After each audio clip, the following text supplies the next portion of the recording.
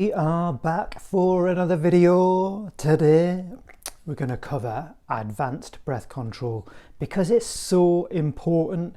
It's actually part of advanced flute playing and part of basic flute playing, with all of the tips and tricks thus far in the previous 4 videos, like your pops and your flutters and such things. Breath control comes into it. Of course, that's what we're doing. We're breathing through the flute and we're expressing ourselves, and the impact that controlling our breath has throughout everything that we do on the flute is huge. So I wanted to really, and inspired actually, I wanted to address this in more detail for you. So we've had some nice tutorials about little tips and tricks and stuff, and those will continue, but we're just pulling back in order to really go forward, and inspired actually by an inquiry that I had this week. Somebody who purchased a flute from me was going and practicing their skills, and thank you so much for the inspiration for this video, by the way.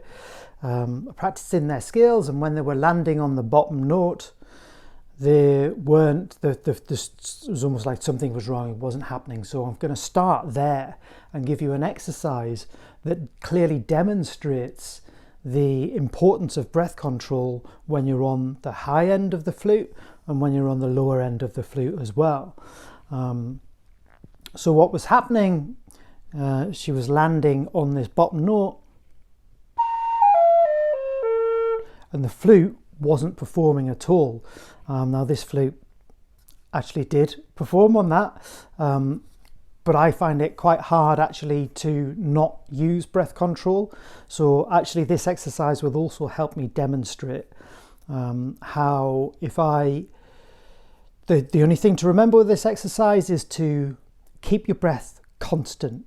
Try not to adjust your breath, right? So we're going to get a nice tone on the bottom with all the fundamental note of the flute, with all finger holes closed. And we're going to get a nice tone to the flute, and then we're going to lift off all fingers and see how that same breath manages to perform on the highest note of the flute. And that should clearly indicate, and especially when we do it in reverse, why breath control is so important. So let's start this way around.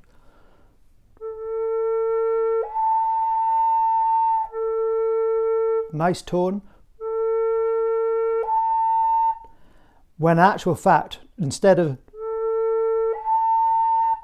at this end of the scale, we want to hear more like. It takes a lot more breath pressure to get the clarity of the note, but you can't apply that same clarity, that same pressure to the bottom or the fundamental note of the flute. So let's try that in reverse to demonstrate. I'll maintain the same breath pressure as I did with all finger holes open, and that's where I'll start, and then I'll try closing them all off, and we'll see what the flute does then. So it's gone down onto that bottom hole, which should be, but with too much pressure it jumps octave and sounds dreadful. Too much pressure, the right pressure. And that's a major adjustment in the way that I deliver the breath, which enables me to be able to do that. Now, you wouldn't necessarily, I know, go from the fundamental note, everything closed, to the top note, because it doesn't really make too much sense. And there are exceptions to every rule, but generally when people are playing, that wouldn't be a move you make, but it's a really beneficial exercise to practice, which clearly demonstrates everything that I've been saying. So what's the difference between the delivery of that breath? The best thing that I can kind of come up with to explain the differences is blowing out a candle versus steaming up a window. And by that I mean, when you're on the high end of the flute and you're delivering more pressure, your lips are more pursed. Now, I do a lot of this internally, so in reality I'm a lot more pursed, and I'm blowing out a candle, I'm creating more pressure by constricting the inside or the shape of my mouth to that kind of that pursed lips, that blowing out of the candle. Whereas when I'm on the bottom end of the flute, my jaw is more relaxed and I'm letting out almost like steaming up a window. So there's still a great deal of air coming out. And indeed, actually, if you're steaming up a window, you'll find you've got very little lung capacity if you try and breathe like that out externally. There's not a lot there. We're restricting the airflow when we blow out a candle to give it a more accurate and more pressure, but over less area, but a more focused area. So that's why we can do that much longer than we can go. So there's not more or less air coming out necessarily when we're saying we soften the breath to create the fundamental note, but it's being delivered in a very different way. We're more relaxed, and if you just focus on that, steaming up a window rather than being pursed like you were to get the pressure, adequate pressure to perform the top note, then that will help you, I hope, understand the differences in delivery there. So it's much more relaxed. I was once told actually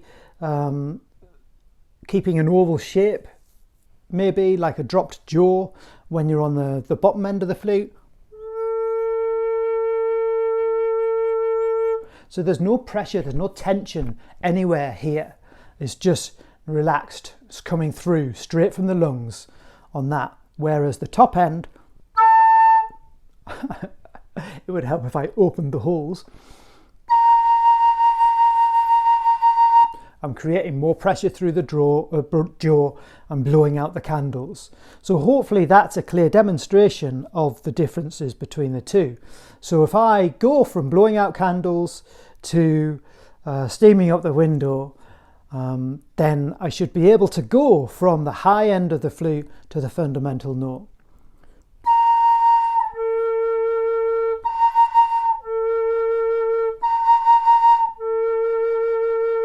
Even in my slightly exaggerated, but you can see in the body language that there's more effort and pressure being generated actually on the high end. And so how does that affect the rest of our flute playing? Hugely.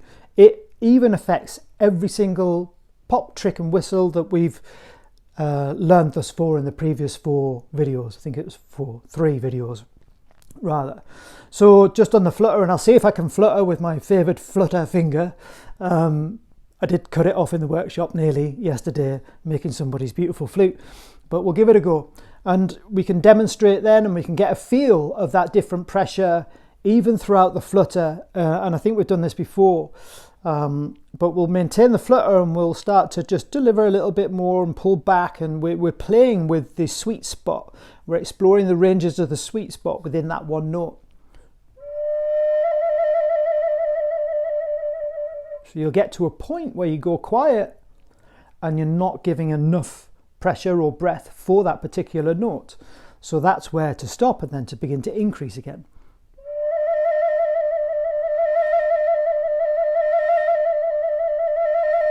So you're exploring the range of that actual particular note by doing that. So that's how breath control comes into even fluttering, and you can tell when you're playing that within a melody you can push and pull the energy that you're delivering to the room, the circle, whatever context you're using your flute in amongst. So how would it affect the pop? Well, let's try popping with just a standard breath. Or you can use the finger above. So what happens if we pop but deliver a little bit more pressure or a little bit more breath whilst we're popping? Then you'll hear it sound a bit more like this.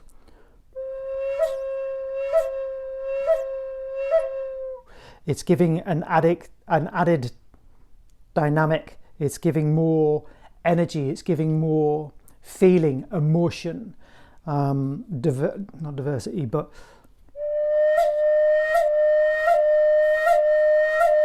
So you can even do that, you can practice that, just popping the most simple pop, which is lifting the playing note briefly, like that.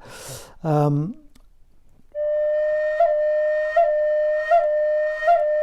practice with the breath still as well, so constant delivery of the same amount of breath.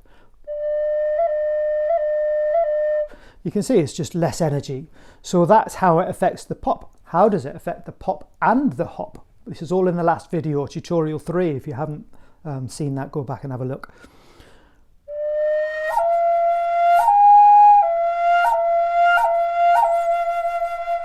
So you begin to recognize that from my own improvised playing, that I'm always delivering extra breath when it comes to popping and hopping.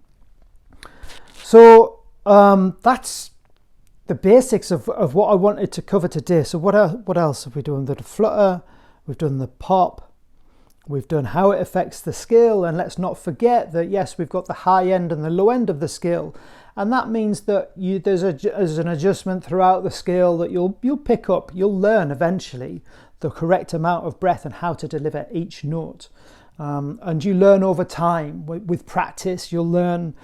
You'll be able to pick up any flute and grasp it really, really quickly, actually, if you have been doing your practice and going from flute to flute. And yeah, so I can't say enough, just picking up your flute for a couple of minutes each day makes a massive, massive difference, because without that, almost like an addiction, we need an addiction to the flute. That's how I've managed to play flute.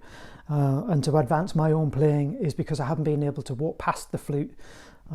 So yeah, I'm just trying to think, because I don't write notes or bullet points, what else that we've already learnt through the flute, through these lessons, that we could apply breath control to. We haven't covered things such as vibrato yet. That's a bit more of an advanced breath technique. The pop, the hop, the flutter, the slide. Well, it does, because we can often, when we implement the slide, and I don't know how I'm going to do this with a plaster, but it could be fun. We put the tonguing in, and when we tongue on a note, we know we do have to reduce the pressure of each note slightly as well.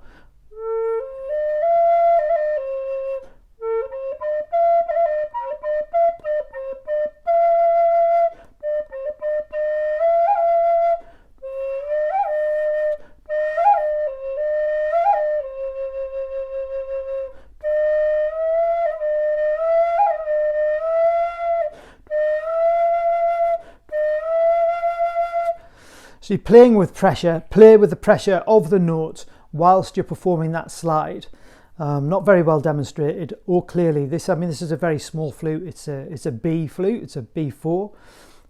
So the finger holes are naturally smaller. So things like sliding are more difficult anyway, especially when you've just chopped your finger off. But you'll be able to play with that.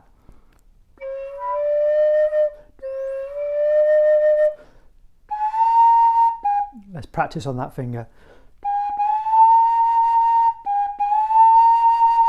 So you can see there's a slightly less breath being delivered at the beginning of the slide, and as the note opens, that's when I deliver more breath to express that note even more.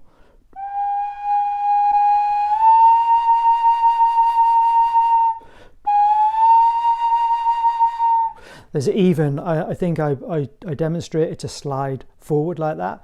When I'm up on the top notes, sometimes I actually just roll my finger off. I find with the dexterity in my top hand, that's actually sometimes easier, especially if I'm being lazy and this hand's floating around everywhere and I'm not using it. So